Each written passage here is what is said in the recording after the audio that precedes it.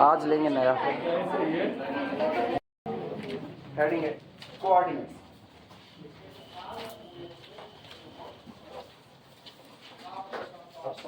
Coordinate होता क्या है वो समझो। एग्जाम्पल के तौर पर ले रहे हैं, पर्टिकुलर से जनरल की तरफ आए।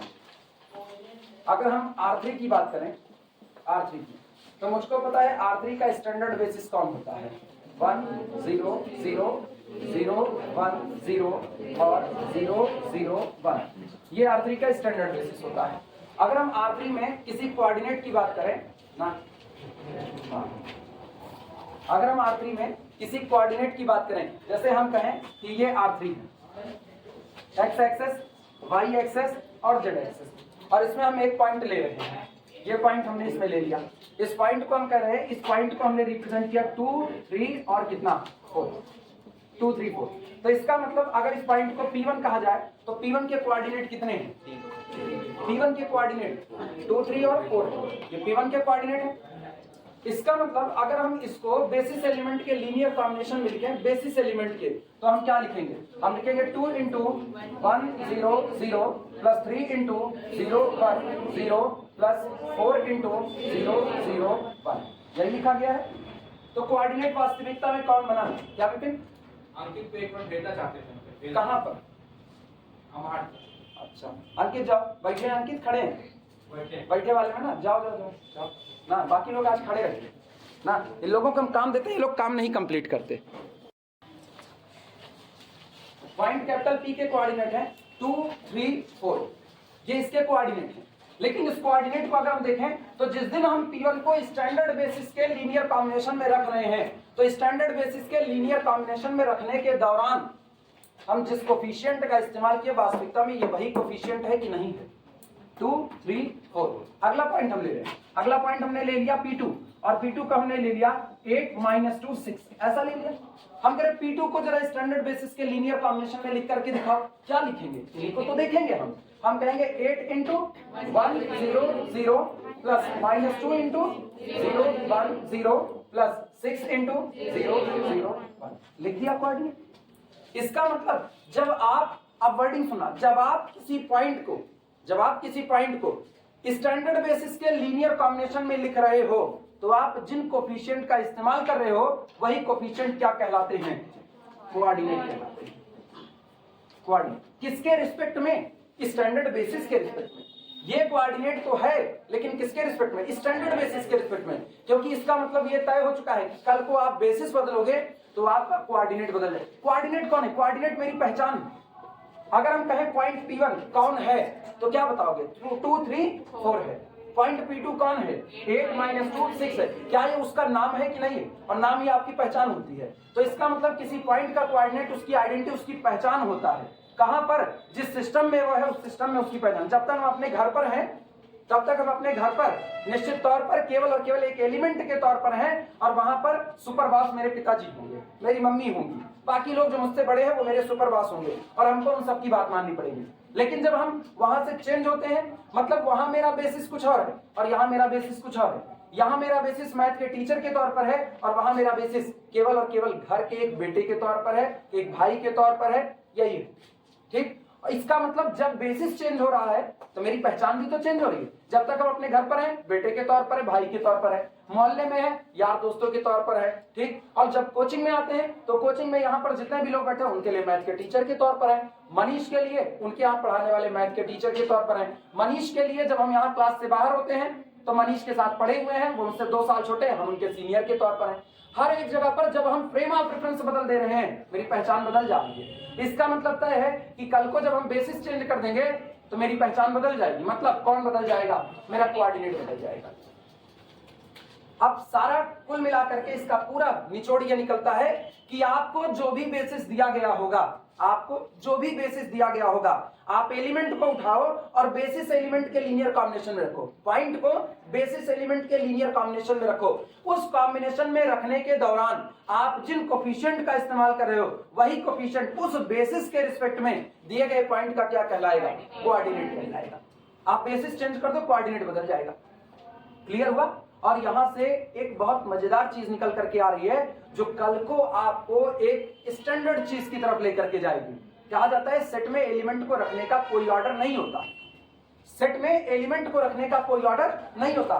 कोई मुझसे पूछ ले कि एक तो ये सेट दिया गया आपको 1 0 0 0 1 0 0 0 1 और दूसरी तरफ सेट लिख दिया गया 0 1 0 0 0 1 और अगला हमने लिख दिया यहां पर 1 0 0। ऐसा लिख दिया। क्या दोनों सेट अभी सेम टू सेम नजर आ रहे हैं? Same to same. तो जब तक आप इनको एक सेट के तौर पर देखते हो तब तक ये दोनों सेम टू सेम है, लेकिन बेसिस के तौर पर देखोगे ना तो आप इनको नहीं कहोगे। सोचो क्यों? आज बेसिस का पहला एलिमेंट आप क्या लिखे, दूसरा और तीसरा। तो अब तो हम कह चुके हैं कि मतलब यहां रखा गया, यहां रखा गया, यहां रखा गया, इसी ऑर्डर में उठा करके कोऑर्डिनेट बना दिया जाता है। सामने वाला गलती कर दिया, वो ऐसा रखा और उठा करके कोऑर्डिनेट बनाया तो एक ही पॉइंट के दो कोऑर्डिनेट दे दिया और एक के बेसिस के रिस्पेक्ट में दिया। गलती हुई कि नहीं हुई? इसका मतलब यहां ऑर्डरिंग मायने रखती है, यहां ऑर्डरिंग मायने रखेगी और तब आप इसको कहोगे ऑर्डर्ड बेसिस। ऑर्डर्ड बेसिस जिसमें व्यवस्था का ख्याल रखना है। सिंपल बेसिस के तौर पर पढ़ोगे तो ये भी बेसिस है, ये भी, और दोनों एक ही बेसिस है, अलग अलग नहीं है। लेकिन जब आप कोऑर्डिनेट बताने लगोगे तो आपकी मजबूरी है, आपको इनका ऑर्डर फिक्स करना पड़ेगा। भैया 1 0 0 तुम पहले प्लेस पर आओगे क्योंकि तुम्हारा कोफिशिएंट मेरा पहला कोऑर्डिनेट बनेगा। 0 1 0 तुम दूसरे ही प्लेस पर आओगे क्योंकि दूसरे प्लेस पर तुम्हारे साथ लगा हुआ कोफिशिएंट मेरे लिए सेकंड कोऑर्डिनेट बनेगा और तीसरे पर कोऑर्डिनेट का थर्ड फैक्टर बनेगा। याद आया? तो इसका मतलब ये हुआ कि आप बेसिस जब पढ़ रहे हो तो वहां पर एक शब्द आता है ऑर्डर्ड बेसिस। इसका मतलब यही होता है ऑर्डर्ड। आप इनमें अदला बदली नहीं कर सकते क्योंकि इनमें अदला बदली की है ना तो पूरी आपकी मैट्रिक्स तबाह हो जाएगी और पता चलेगा आपको एक ही एलिमेंट है यानी एक ही बेसिस के तौर पर दो अलग अलग कोऑर्डिनेट मिल रहे हैं। ये पॉसिबल नहीं है। एक फ्रेम ऑफ रेफरेंस में आपकी एक पहचान हो सकती है। जब आप स्टैंडर्ड बेसिस 1 0 0 0 1 0 0 0 1 को फॉलो कर रहे हो उस दौरान वहां मौजूद किसी भी पॉइंट का केवल और केवल कितना कोऑर्डिनेट हो सकता है? एक से ज्यादा नहीं हो सकता। बेसिस चेंज कर लो। बेसिस चेंज करने का मतलब है हम केवल एक काम करना चाहते हैं, हम अब स्टैंडर्ड बेसिस नहीं ले रहे। आपकी गौर करना, पॉइंट मेरा 2 3 4 ही है और इस बार हमने बेसिस को ले लिया, पॉइंट आज भी ले लिया 1 0 0 0 1 0 और 0 0 2। बोलो क्या ये बेसिस है R3 ओवर R के लिए कि नहीं? LI है। हमने लास्ट वाले को 0 0 1 की जगह 0 0 2 मल्टीपल ही तो उठाया है। इसका मतलब अब जब हम इनको लीनियर कॉम्बिनेशन में लिखेंगे तो सोचो लीनियर कॉम्बिनेशन में मुझको क्या लिखना पड़ेगा? अब लिखना पड़ेगा 2 into 1 0 0 प्लस 3 into 0 1 0 और यहाँ क्या बनाना है? 4 बनाना है तो प्लस 2 into 0 0। पिछली बार क्या था? 4 into 0 0 1। सोचो पिछले वाले में मेरा कोऑर्डिनेट 2 3 4 था लेकिन आपने पूरा बेसिस चेंज कर दिया। आज स्टैंडर्ड बेसिस नहीं है, आज नॉन स्टैंडर्ड बेसिस ये लिया। अब इसी पॉइंट का कोऑर्डिनेट नए बेसिस के रिस्पेक्ट में जब लिखा जाएगा तो नए बेसिस के रिस्पेक्ट में इसका कोऑर्डिनेट क्या लिखा जाएगा? 2 3 2। पहचान बदल गई कि नहीं? क्या आप इन दोनों को बराबर कह सकते हो? नहीं, ये दोनों अब बराबर नहीं है क्योंकि दोनों फ्रेम ऑफ रेफरेंस ही बिल्कुल अलग तरीके से हैं। एक का स्टैंडर्ड बेसिस कुछ और है और इसका स्टैंडर्ड बेसिस कुछ और, अलग अलग मतलब सॉरी R3 ओवर R में ही ये स्टैंडर्ड बेसिस है, ये कैसा है? नॉन स्टैंडर्ड बेसिस है। तो स्टैंडर्ड बेसिस के रिस्पेक्ट में कोऑर्डिनेट चुनने में मुझको कोई दिक्कत नहीं। जो पॉइंट दिया गया है ना, जो आपने लीनियर कॉम्बिनेशन तैयार किया सीधा कोफिशिएंट उठा करके लगा दो। जबकि अगर हम कहें अब इसको पॉइंट को 2 3 2 को या हम पॉइंट ले ले 4 3 8 इस पॉइंट को स्टैंडर्ड बेसिस के लीनियर कॉम्बिनेशन में रखो। कोफिशिएंट है ये 4 3 8 और नॉन स्टैंडर्ड कोई बेसिस दे दिया जैसे इसको कह दिया ये 1 2 8 ऐसा कह दिया। अब सोचना पड़ेगा कि नहीं? तो यहां मुझको कोऑर्डिनेट निकालने पड़ेंगे और जबकि स्टैंडर्ड में नहीं निकालने। स्टैंडर्ड में जो आपको बताया गया ना वही आपका कोऑर्डिनेट है 439।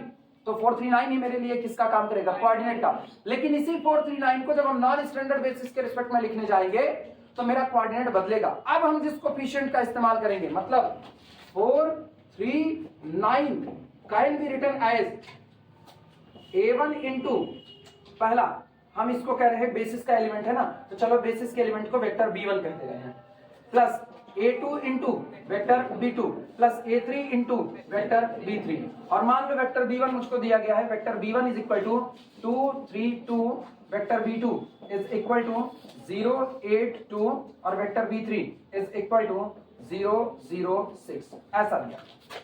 और मान लो कि ये Li है, मान लो Li है, तो मेरे लिए R3 ओवर R के लिए बेसिस का काम करेगा, तय बात है बेसिस का काम करेगा। और अगर ये बेसिस का काम कर रहा है तो इस बेसिस के रिस्पेक्ट में जब हम इसका नया कोऑर्डिनेट निकालेंगे तो नया कोऑर्डिनेट कौन होगा, A1 A2 A3। मतलब मुझको इनको उनके लीनियर कॉम्बिनेशन में लिखना है और लिखने के दौरान हम जिस कोफिशिएंट का इस्तेमाल करेंगे वही मेरा कोऑर्डिनेट होगा with respect to this basis. Clear हुआ? तो बेसिस बदलेगा तो कोऑर्डिनेट चेंज हो जाएगा। क्लियर है ये बातें? चल लिखने की शुरुआत करते हैं। यही कोऑर्डिनेट का किस्सा है, इसी को कोऑर्डिनेट कहा जाता है। If a point can be written in the linear combination for a given basis, if a point can be written in the linear combination of the given basis, then we use some coefficient and collection of that coefficient makes the coordinate of that point. और इनका collection ही उसका क्या बनाएगा, coordinate बना देगा।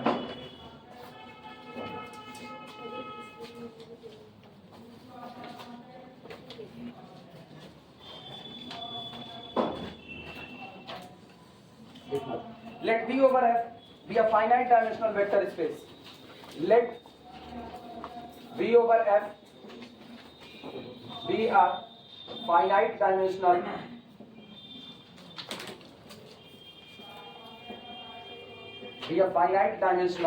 vector space. माना V over F कोई दिया गया फाइनाइट डायमेंशनल वेक्टर स्पेस है, ठीक। अब बेसिस दिया जा रहा है, let capital B is equal to vector alpha 1 vector alpha 2 इस तरीके से so on up to so on vector alpha n। ये आपको दिया गया बेसिस है, vector alpha n be an ordered basis of capital B, be an ordered basis, be an ordered basis for capital B। Ordered basis का मतलब आप समझ पाए, आप इनको चेंज नहीं कर सकते हो, इस पर रोक लगी हुई है, क्योंकि चेंज कर देने से ना जो आप कोऑर्डिनेट कोफिशिएंट चुन रहे हो उनकी पोजीशन में अदला बदली हो जाएगी और वो गड़बड़ी है। तो इसका मतलब एक बेसिस के रिस्पेक्ट में एक ही कोऑर्डिनेट मिलता है, एक बेसिस के रिस्पेक्ट में एक ही कोऑर्डिनेट होगा। अगर एक ही टीचर फिजिक्स मैथ्स दोनों पढ़ाता है, फिजिक्स मैथ्स दोनों पढ़ाता है, फिर भी उसके लिए उसकी पहचान एक ही होगी। कब? जब मैथ की क्लास चलेगी मैथ का टीचर है, जब फिजिक्स की चलेगी तो फिजिक्स का। क्यों? मैथ की क्लास चलेगी तो उसका फ्रेम ऑफ रेफरेंस कुछ और होगा और फिजिक्स की क्लास चलेगी तो उसका फ्रेम ऑफ रेफरेंस कुछ और होगा। ऐसा नहीं है कि वो एक ही, सोचो पॉइंट तो एक ही है ना, पॉइंट एक ही है, आप बेसिस खाली बदल रहे हो बस, और बेसिस बदल रहे हो तो वो अपने नए नए नाम बता रहा है, यहाँ है तो ये, यहाँ है तो ये। हम भी तो एक ही है, घर जाएंगे तो कुछ और है, यहाँ है तो कुछ और है। यहाँ काम नहीं कंप्लीट किया, सबको खड़ा कर दिया, खड़े रहोगे, पढ़ोगे खड़े खड़े। घर जाएंगे पिताजी को कोई काम बोले नहीं करेंगे तो कहा पापा दिन भर खड़े रहो, पापा हमको उठा बहा देंगे। अंतर आया कि नहीं आया? ये होता है कि जब आपका फ्रेम ऑफ रेफरेंस चेंज होता है तो ये बातें आती हैं। तो एक बेसिस रहेगा तो उसी पॉइंट के कोऑर्डिनेट कुछ और होंगे, बेसिस चेंज कर दोगे उसी के कोऑर्डिनेट कुछ और होंगे। लेकिन यहाँ पर सबसे इंपॉर्टेंट बात ऑर्डर बेसिस। कई लोग ये सोचते हैं ना कि सेट ही तो है तो उठा करके अल्फा 1 को यहाँ करेंगे, अल्फा 3 को यहाँ करेंगे, अल्फा 2। आप ये नहीं कर सकते हो। आज आप ऑर्डर मेंटेन रखोगे, बेसिस का पहला एलिमेंट अल्फा 1 है तो पहला ही रहेगा, दूसरा एलिमेंट अल्फा 2 है दूसरा ही रहेगा, तीसरा अल्फा 3 रहेगा। रीजन, कल को हम इसी से जब मैट्रिक्स ऑफ ट्रांसफॉर्मेशन बना रहे होंगे ना तो हम इनसे कॉलम बना रहे होंगे, ट्रांसफॉर्मेशन का कॉलम, तब आप इनकी अदला बदली नहीं कर सकते हो, क्योंकि एक मैट्रिक्स के लिए केवल कितना ट्रांसफॉर्मेशन आता है, एक ही ट्रांसफॉर्मेशन, उससे ज्यादा ट्रांसफॉर्मेशन नहीं आता। हाँ हाँ, तो हमें कोऑर्डिनेट मतलब कोएफिशिएंट निकालने की जरूरत नहीं पड़ेगी। नहीं तब नहीं पड़ेगी।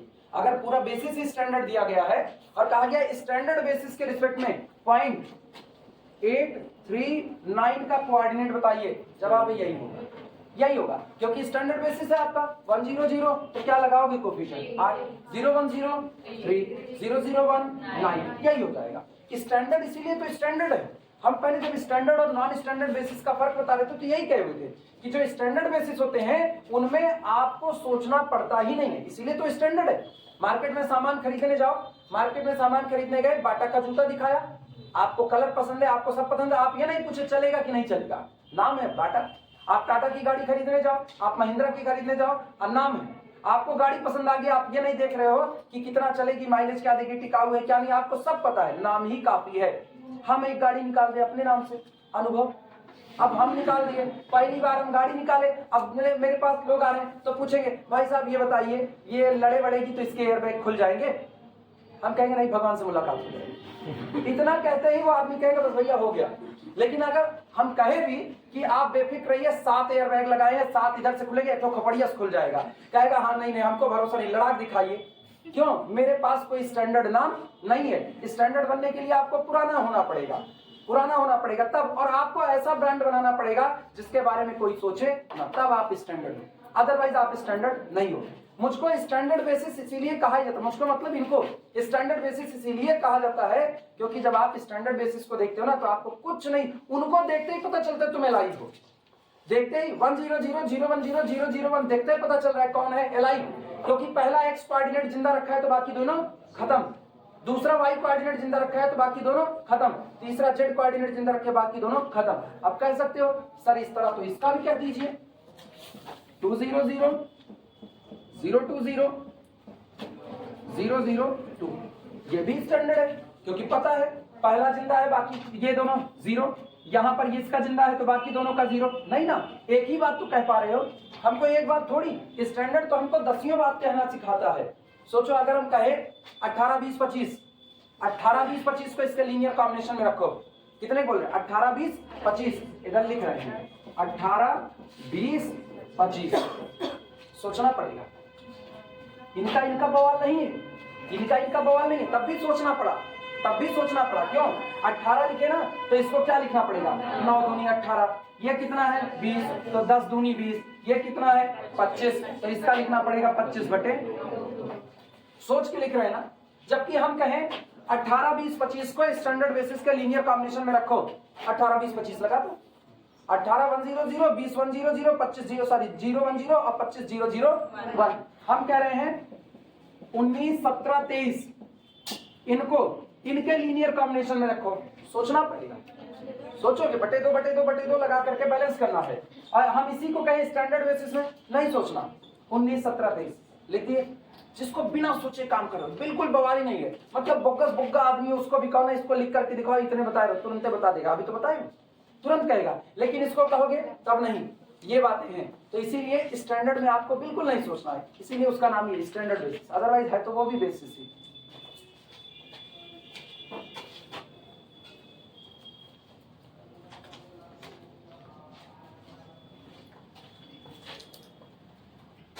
Ordered basis for the capital wheel.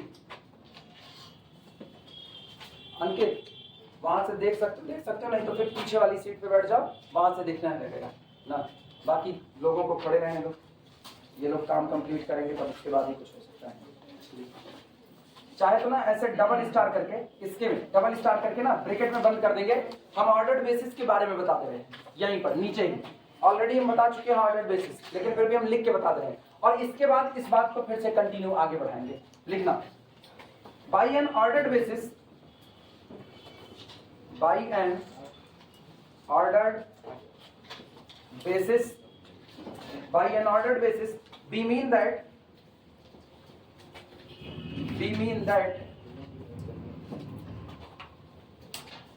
the vectors of capital V, the elements of capital V, the elements of capital V have been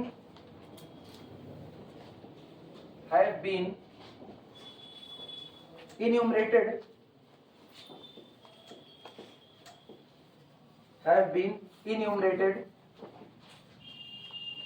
in some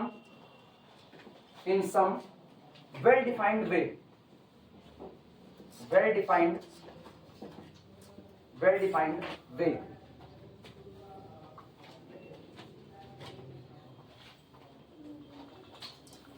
well enumerated way। Enumerated का मतलब ना नंबरिंग कर देना, नंबरिंग करना। करें bye N ordered basis, अगर आप एक ऑर्डर्ड बेसिस कहते हो, वी मीन दैट, उससे हमारा अभिप्राय ये होता है the element of capital B, कि आपके दिए गए बेसिस कैपिटल बी के जो एलिमेंट होते हैं have been enumerated in some well defined way, वो कुछ वेल डिफाइंड तरीके से इन्यूमरेट कर दिए जाते हैं, लिख दिए जाते हैं या नंबर्ड कर दिए जाते हैं। वेल इन्यूमरेटेड वे मतलब आप अब इनमें कोई अदला बदली नहीं कर सकते हो, इनका ऑर्डर फिक्स हो चुका है, अब इनका ऑर्डर बदलने वाला नहीं है। लिख करके इसको पहले ब्रैकेट में बंद कर देना, फिर आगे कहानी बढ़ाते हैं।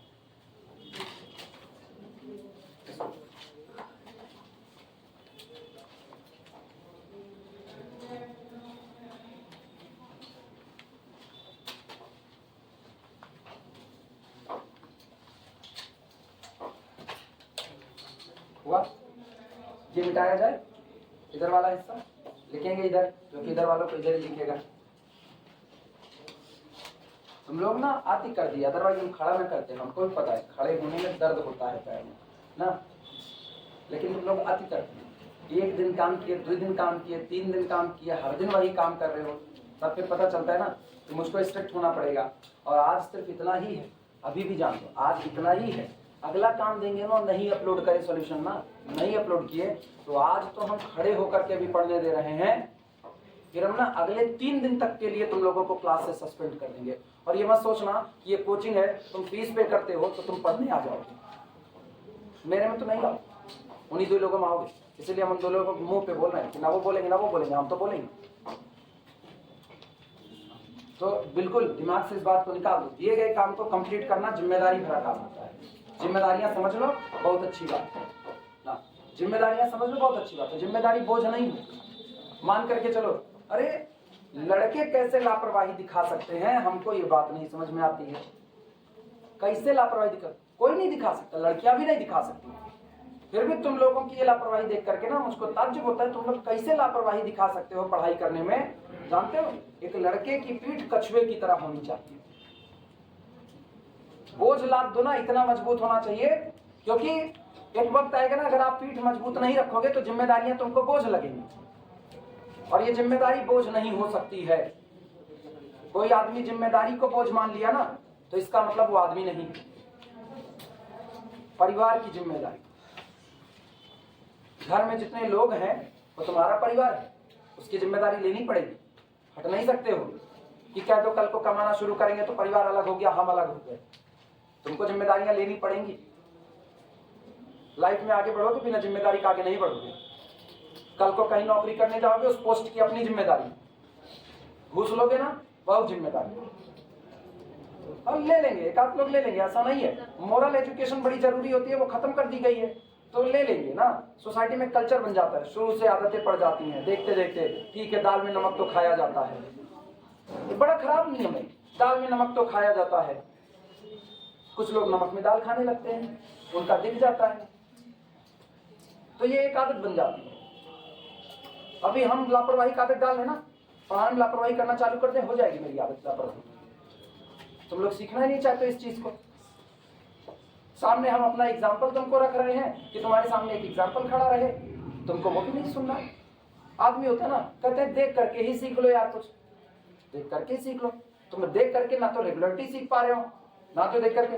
हम अपनी बड़ाई नहीं कर रहे, मुझसे बेहतर लोग इस दुनिया में जिंदा पड़े हैं, मुझसे बेहतर, तो तुम मेरे ही बराबर बन जाओ। कौन रोका है? टैक्स थोड़े लग रहा है इस बात का। तुम मेरे ही बराबर नहीं बनना चाहते हो। हम पढ़ाते हैं, हम सोचते हैं हम हर दिन क्लास आ रहे हैं, मेरी क्लास में बैठने वाला हर लड़का हर दिन प्रेजेंट है। हम कभी एब्सेंटी नहीं मारे अपनी क्लास में, न पढ़ने के दौरान न इधर।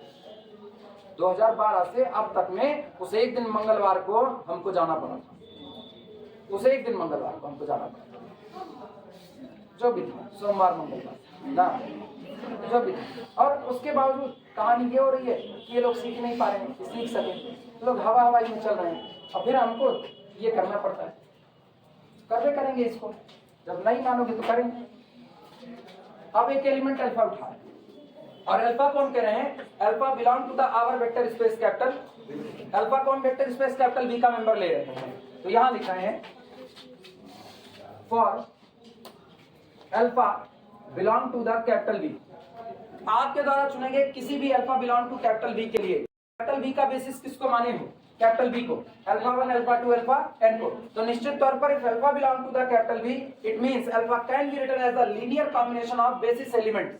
वो बेसिस एलिमेंट के लीनियर कॉम्बिनेशन में लिखा जा सकता है, लेकिन लीनियर कॉम्बिनेशन में लिखने के लिए मुझको कोफिशिएंट की दरकार होगी, उसी कोफिशिएंट को ला रहे हैं। For alpha belong to the capital B, there exist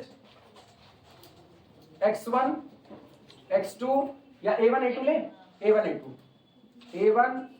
a2 up to so on an, और ये लोग कहां से आएंगे? फील्ड से। Belong to the f such that इस तरीके से होंगे कि vector alpha can be written as a1 into vector alpha 1 plus a2 into vector alpha 2 plus up to so on plus an into vector alpha. लिख सकते हैं, और जब इनको लिख सकते हैं, हियर n टपल, कौन सा n टपल? ये a1 a2 up to so on an। ये जो आपका नया वाला n टपल तैयार हो ना, यही n टपल कहा जाता है। This is known as the coordinate of vector alpha with respect to the basis capital B। Note करो पहले इतना, यहां तक नोट करो, इसके बाद हम बोल रहे हैं लैंग्वेज लिखना। यहां तक नोट करो।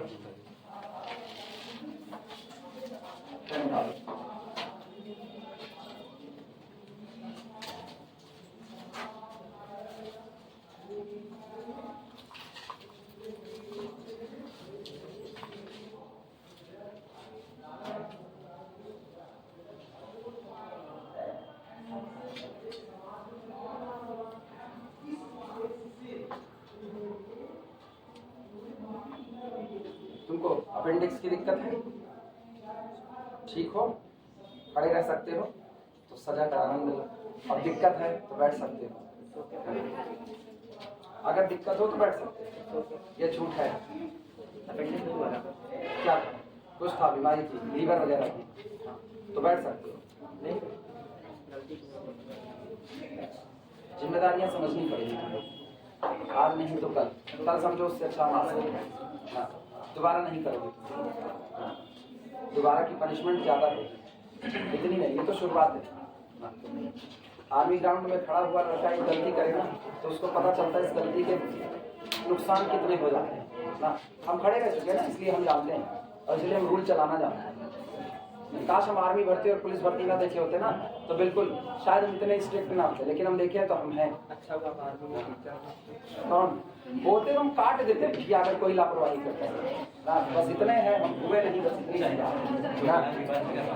Here n tuple alpha 1 alpha 2 alpha n, कितना लिखे? हियर n टपल, देखो here n tuple alpha 1 alpha 2 alpha n is known as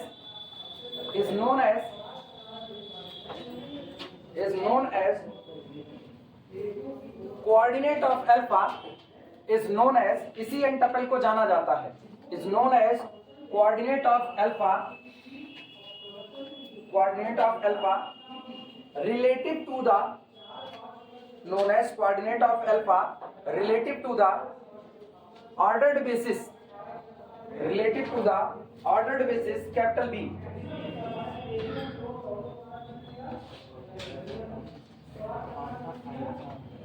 Coordinate of vector alpha relative to the ordered basis capital B and represented as, अब इसको denote भी करेंगे, क्योंकि obvious सी बात है, मेरे सामने एक सवाल खड़ा हो गया।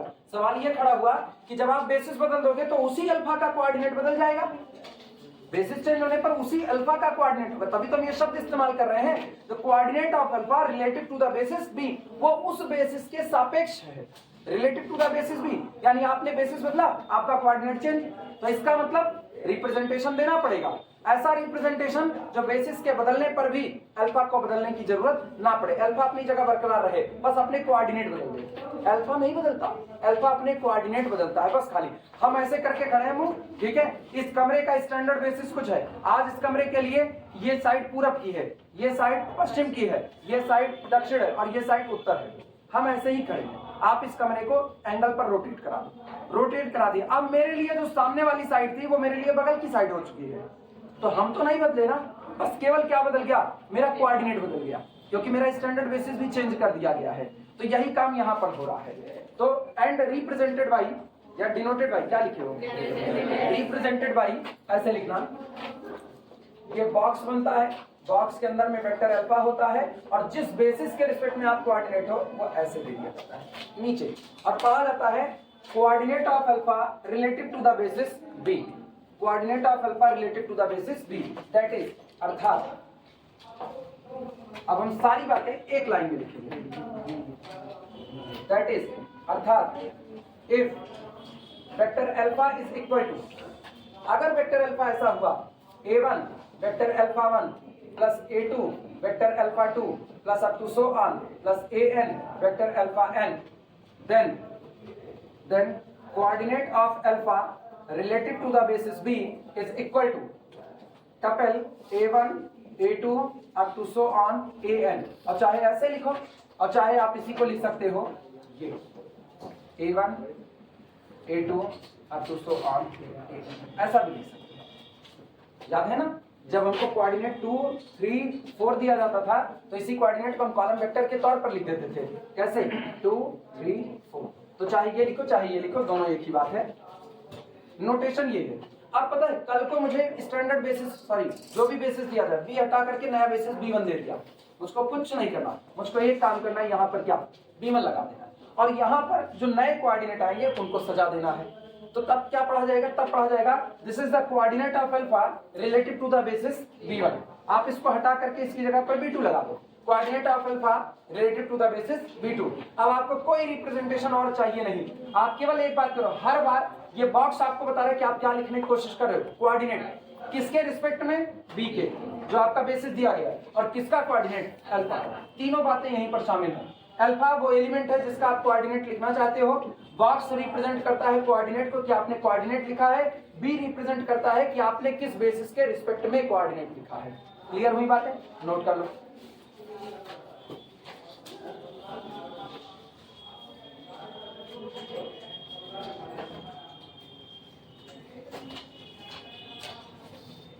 अब सुनो, सोच करके जवाब देना ना, वाइज में सहूलियत देंगे, सहूलियत देंगे, लेकिन जिससे पूछेंगे वही बताएगा और नहीं। बाकी लोग सोच सकते हैं एक दूसरे की मदद मत करना, नहीं बगली वाला बैठ जाएगा तुम खड़े रह जाओगे, हाँ ये हो सकता है, बगल वाला बैठ गया तुम खड़े रह गए, दिक्कत बढ़िया। अभिषेक बताना, अच्छा तुम्हारे बारे, मुझको एक कोऑर्डिनेट ऐसा बताओ, ठीक है, एक वेक्टर ऐसा बताओ कि हम दुनिया में कहीं भी खड़े हों, दुनिया में कहीं भी खड़े हो, किसी भी बेसिस के रिस्पेक्ट में खड़े हैं, ठीक है, लेकिन मेरा कोऑर्डिनेट नहीं बदलना चाहिए, ये याद रखना, मेरा कोऑर्डिनेट नहीं बदलना चाहिए, और बाकायदा जनरलाइजेशन करके हमको बताना, पर्टिकुलर ना बताना, नहीं कह दो सर जी एक तो जीरो वेक्टर होता है, एक तो आइडेंटिटी होता है, एक तो ये होता है, एक तो होता है, नहीं, हमको बस खाली सुनना है और एक्सप्लेनेशन के साथ सुनना है। इस दुनिया में कोई एक वेक्टर कहीं ऐसा होता है जिसको आप किसी भी standard basis, non standard basis, किसी के भी रिस्पेक्ट में लिखने जाओगे वो अपना कोऑर्डिनेट नहीं बदलेगा, जटिल आदमी है एकदम, जंडाइल जिसको बोलते हैं, हाँ नहीं हम उनसे पूछ रहे हैं, उनसे ना नहीं, जीरो वेक्टर कैसे साबित कर दोगे, जीरो वेक्टर कैसे बताओ, क्योंकि उसको जो है मल्टीप्लाई करेंगे तो उसका चेंज, किसको मल्टीप्लाई करोगे, जीरो वेक्टर को, हाँ कहीं भी मल्टीप्लाई कर दोगे, बेसिस बताओ एक बेसिस चुनो, एक बेसिस चुनो, 100, फिर स्टैंडर्ड है लिए, नॉन स्टैंडर्ड चुनो ना, नॉन स्टैंडर्ड चुनो, कॉन्फिडेंस लो कितना होता है ना, ये लो कॉन्फिडेंस के हाल है ना, मौका खो दिए, लो कॉन्फिडेंस के हाल, मौका खो दिए ना। शुभम बोलो, शुभम कौन सा वेक्टर ऐसा होगा जो अपना कोऑर्डिनेट नहीं बदलेगा, हम पीछे आ जा रहे हैं, वीडियो हम रोक दे रहे हैं ना, तुम लोगों को बदनामी काहे बाहर जाए, है ना, आए तब भी नहीं बैठने देंगे ना, चुहिया वाली हरकतें ना बंद करा दिए तुम्हारे, ये कहना ना, ये जितने लोग बता रहे हैं जीरो वेक्टर ना, इनको जवाब है जीरो वेक्टर ना, इनको जस्टिफिकेशन सही सलामत आई नहीं, ये जस्टिफिकेशन भी बता दे सही सलामत ना। By the use of any Li vector, by the use of any Li vector to construct zero vector, we have only one way. दिए गए वेक्टर से जो कि खुद एलआई हैं, हम स्टैंडर्ड बेसिस के रिस्पेक्ट में, नॉन स्टैंडर्ड के किसी के भी रिस्पेक्ट में हम तुमसे कोऑर्डिनेट मांग रहे हैं। अब जस्टिफिकेशन में एक आंसर, एक लाइन का आंसर, और तुम हमको बता रहे क्या कोऑर्डिनेट ले ले, ये ले ले, बोले ले, काहे ले ले? हम थ्योरी पढ़ाए, हमको थ्योरी सुननी है, हम थ्योरी पढ़ाए, हमको थ्योरी सुननी है, हमको सॉलिड थ्योरी सुननी है, जिसको हम किसी भी R3, R4, R5 कहीं ना बांधे। पॉलिनोमियल की बात करो, आप मैट्रिक्स की बात करो, तुम हमको जितने लोग एग्जांपल बता रहे हो, हम इतनी देर से ये सोच रहे हैं इन लोगों का दिमाग कैसा बना हुआ है। ये सारे लोग हमको R3 के एग्जांपल पे वेरीफाई करवा रहे हैं। एग्जांपल पे क्या वेरीफाई करवा रहे हैं?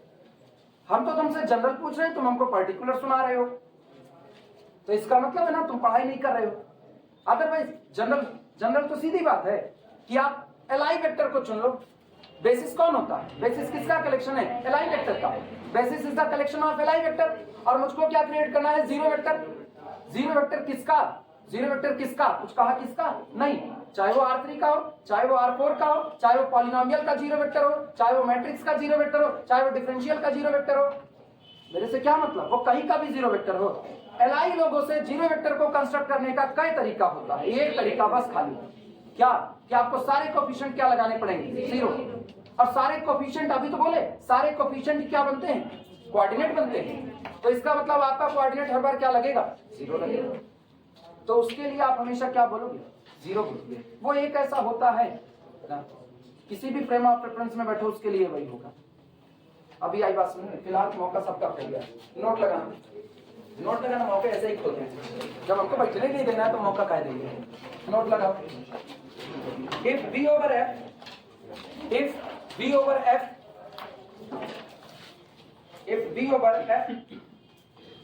is a vector space of dimension n, if V over F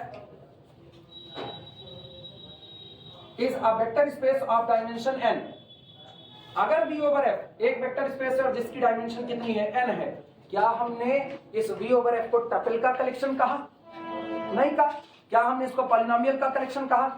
क्या इसको मैट्रिक्स का कलेक्शन कहा? कुछ नहीं कहा, बस इतना ही कहा एक वेक्टर स्पेस है जिसकी डायमेंशन कितनी है?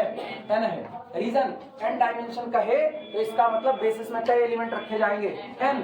मतलब कोऑर्डिनेट में कई टपल तैयार होंगे? n टपल वाला तैयार होगा। ठीक, अब आप n की वैल्यू चाहे 2 ले लो, 10 ले लो, 15 ले लो, 20 ले लो, 25 ले लो, जो आपकी मर्जी।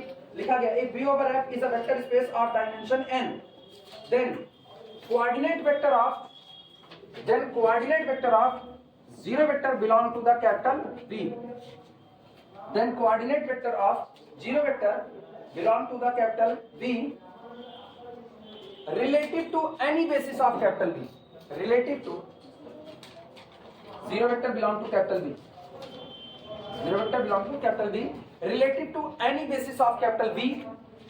Relative to any basis of capital V is always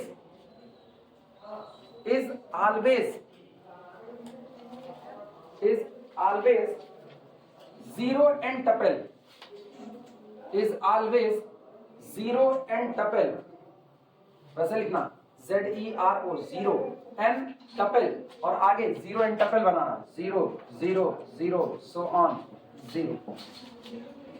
ये बन गया। कहा गया है रिमार्क में कि V over F is a vector space of dimension n। अगर V over F कोई भी वेक्टर स्पेस है जिसकी डायमेंशन कितनी है? n है, then coordinate vector of this vector space, तब इस वेक्टर स्पेस का जो कोऑर्डिनेट वेक्टर जो आपका जीरो वेक्टर है उसके लिए रिलेटिव टू एनी बेसिस, आप किसी भी बेसिस में चले जाओ, उस बेसिस में आपका जो कोऑर्डिनेट बनेगा वो हमेशा n टपल का एक जीरो बनेगा, यानी जीरो टपल बनेगा। क्लियर हुआ? रीजन लिखना, बिकॉज, अभी नहीं लिखा बाद में फिर बोलूंगी, because basis is the collection of Li vectors, because basis is the collection of Li vectors, because basis is the collection of Li vectors, basis is the collection of Li vectors, and by use of Li vectors, and basis is the collection of Li vectors, मतलब linearly independent vectors, and by use of Li vectors, we can construct a zero vector, we can construct zero vector, we can construct zero vector by only one way, by only one way, केवल और केवल एक वे के द्वारा, एक method के द्वारा, by only one way। और ये एक तरीका क्या है, सारे कोफिशिएंट क्या लगाना, जीरो। तो आगे ये लिखने की तो जरूरत है नहीं, क्योंकि आपको पता है ओनली ट्रिवियल सॉल्यूशन है ये, ओनली ट्रिवियल, इसके अलावा और कुछ नहीं। जीरो वेक्टर को बनाने का इंडिपेंडेंट लोगों से केवल और केवल क्या तरीका होता है, एक तरीका, एक से ज्यादा तरीका नहीं होता। और जीरो वेक्टर को बनाने का दुनिया में एक तरीका हमेशा मौजूद है, सारे कोफिशिएंट को क्या लगा देना, जीरो। उसके अलावा भी अगर आप बना लिए, उसके अलावा बना लिए तो आपका नॉन ट्रिवियल सॉल्यूशन आ गया। लेकिन बेसिस से नॉन ट्रिवियल तो मिलने वाला नहीं, क्योंकि बेसिस तो कलेक्शन किसका है, एलआई का है। इसीलिए दुनिया में जीरो वेक्टर के पास हमेशा केवल और केवल एक ही कोऑर्डिनेट, चाहे आप स्टैंडर्ड बेसिस में खड़े हो, चाहे आप नॉन स्टैंडर्ड, मतलब जो आदमी ही खत्म है उसकी आइडेंटिटी हमेशा खत्म ही रहेगी। आदमी खत्म, उसकी आइडेंटिटी खत्म। हम एकदम मुर्दा आदमी हैं, हमको यहाँ शिक्षा क्लासेस में डाल दिया जाए मुर्दा है, घर पे डाल दिया जाए मुर्दा है, हॉस्पिटल में डाल दिया जाए मुर्दा है, जहाँ डाल दोगे मुर्दा है। हर आदमी ये देखा फूक दो बंदे को, एक क्या काम है बस खाली, क्योंकि मेरी वैल्यू खत्म हो चुकी है, किसी भी कोऑर्डिनेट में रहेंगे नहीं। अपने केसेस में ऐसा नहीं है। हाँ, एग्जाम्पल के तौर पर ये बातें ठीक है, हमको हॉस्पिटल में डाल दोगे ना तो हमको उठा करके ना चीर फाड़ वाले रूम में लेकर के चले जाएंगे, कहेंगे इससे लड़कों को पढ़ाया जाएगा, हथेली काट के अलग निकालेंगे, इधर अलग। दिमाग बहुत खराब रहता था इसका, दिमाग की पहले से खराब। तो हम वहाँ जीरो नहीं होंगे, वहाँ मेरी वैल्यू हो जाएगी, ठीक है। तो ऐसा होने वाला नहीं है। बहरहाल इस दुनिया में जीरो वेक्टर को कंस्ट्रक्ट करने का एलआई लोगों से केवल और केवल कितना तरीका, एक तरीका, इसीलिए उसके कोऑर्डिनेट बदलने वाले नहीं, उसके कोऑर्डिनेट हमेशा कैसे रहेंगे, यूनिक रहेंगे, ठीक।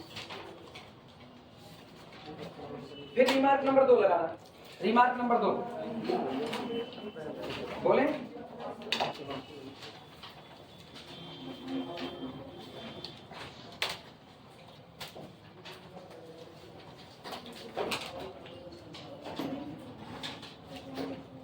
देखो, it should be noted that, remark number 2 लगाना, it should be noted that, ये ध्यान देने की जरूरत है। It should be noted that, it should be noted that for the sum basis capital B, for the sum, S-O-M-E, for the sum basis capital B, for the sum basis, नहीं, ये सम गलत लिखा है, ये सेम है, basis बदल देने coordinate बदल जाए, सम कैसे लिख सकते हैं? इसको लिखो ना, सुनो, इसको लिखो, लैंग्वेज में वापस बोलो। It should be noted that for a particular basis capital B, ये बी है, B, for a particular basis capital B, for a particular basis capital B, for a particular basis capital B, the coordinate of alpha relative to the basis B, ऐसा लिख देना, the coordinate of alpha relative to the basis B, the coordinate of alpha relative to the basis B, unique, the coordinate of alpha relative to the basis B, unique, only with respect to a unique, ये लिखिए, coordinate of alpha with respect to the basis B, unique only with respect to a particular ordering of capital B, with respect to a particular ordering of capital B। अभी बोले थे ordered basis कहाँ से ले गया, ordered change कर दिया ना, सब चेंज हो गया।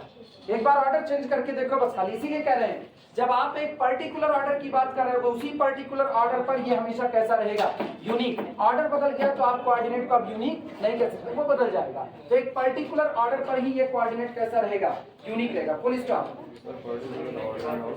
It should be noted that for a particular basis capital B, the coordinate of alpha with respect to the basis B unique only with respect to a particular ordering of capital B, with respect to a particular ordering of capital B। ठीक, अब लिखना, line change करके लिखना। A basis capital B, a basis capital B, a basis capital B can be ordered, a basis capital B can be ordered, a basis capital B can be ordered in several ways, can be ordered in several ways. मतलब एक जो basis होता है उसमें आप ordering के तरीके कई हो सकते हैं। ऑर्डरिंग के तरीके, अरे आज हम पहले अल्फा 1 रखे, कल को हम अल्फा 1 को अल्फा 2 पर भेज देंगे और अल्फा 2 को अल्फा 1 पर। आप ऑर्डरिंग चेंज कर दिए, लेकिन ऑर्डरिंग चेंज होने पर कोऑर्डिनेट भी क्या होगा, चेंज होगा। अगर हम कहें एक सेट को कैसे ऑर्डर कर सकते हैं, सेट का ऑर्डर नहीं होता। सेट में तो कोई भी एलिमेंट उठा के कहीं भी फेंक दो, कोई फर्क पड़ता नहीं। लेकिन जब आप बेसिस की तौर पे इसको देखते हो तो बेसिस के तौर पे इसका ऑर्डर मेंटेन रखना पड़ता है। क्यों? क्योंकि बेसिस के तौर पे आप कोई बात कहने जा रहे हो। सोचो जब आप अपने घर में हो तो अपने घर में आप कैसे भी रहो, कैसे भी रहो, कोई रोक टोक नहीं है, क्योंकि आपका घर आपके लिए एक सेट है। लेकिन उसी घर में मेहमान आ गए, अब उसी घर में मेहमान आ गए तब आपको व्यवस्थित होना पड़ेगा। अपने कमरे में हो, तौलिया उठा करके उधर फेंके हुए, चप्पल इधर फेंके हुए हो, एक किताब इधर एक किताब उधर, और उसके बाद टीवी खूब वॉल्यूम फुल करके झूमे पड़े हुए हो। अपने घर में ऐसे मेहमान आ गए तो क्या मेहमान के आगे भी, मतलब इधर मेहमान है और बेटा पढ़ाई लिखाई ठीक ठाक से, तो ये तो नहीं होगा ना। उधर आपको व्यवस्थित रहना पड़ेगा, तो उसके लिए ऑर्डर अलग हो जाएगा और यहाँ ऑर्डर अलग है। तो हो एक ही कमरा है, एक ही टीवी है, अपना बैठे हो टीवी पे तो अपना क्रिकेट मैच देख रहे हो, मेहमान आ गया, बेटा जरा न्यूज देखो तो कहीं बम फूट गया।